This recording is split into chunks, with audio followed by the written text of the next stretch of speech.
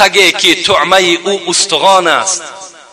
بین سگی که طعمه او استخوان است، به جان و دل محب خاندان است.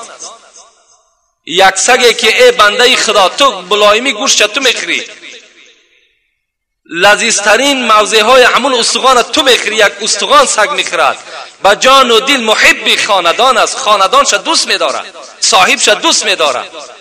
تو این قدر نعمت خدا را میخوری، تو صاحب خود خدا یک و یگانه است، پیغمبر تو محمد است، برای چی را دوست نمیداری؟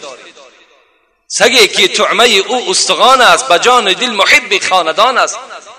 اگر 100 بار راند صاحبی او، نگرداند از آن پاسی نمک رو.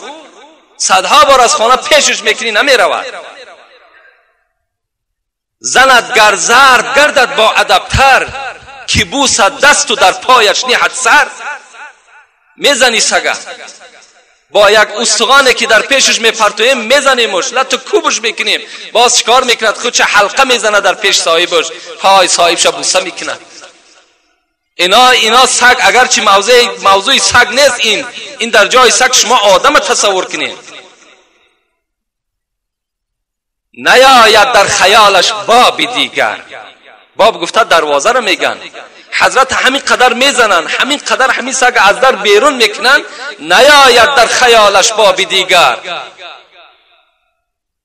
رود حلقه زند گشته بران در، نگردد دل خنک از راندن آن.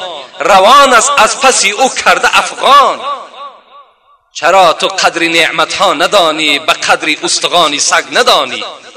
ما و شما را خطاب میکند مولوی، ای ناکسا، ای بدبختا، ای کسانی که شما محبت خدا و پیغمبر را ندارین، این قدر نعمت خدا را میخورین، قد همون سگ نمیشین، برابر همون سگ نمیشین که یک نعمت پسترین میخورد، استخوان خالی را میخورد.